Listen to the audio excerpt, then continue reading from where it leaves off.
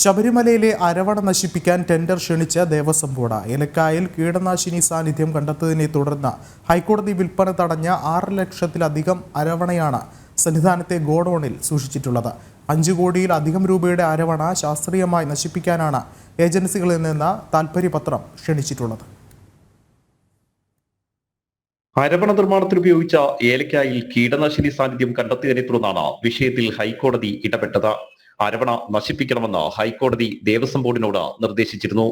എന്നാൽ പിന്നീട് ദേശീയ ഭക്ഷ്യസുരക്ഷാ അതോറിറ്റി നടത്തിയ പരിശോധനയിൽ കീടനാശിനിയുടെ അംശം കണ്ടെത്താനായിരുന്നില്ല. പക്ഷേ അരവണയുടെ കാലാവധി കഴിഞ്ഞതിനാൽ ഇത് നശിപ്പിക്കണമെന്ന് സുപ്രീം കോടതി സർക്കാരിന് നിർദ്ദേശം നൽകി.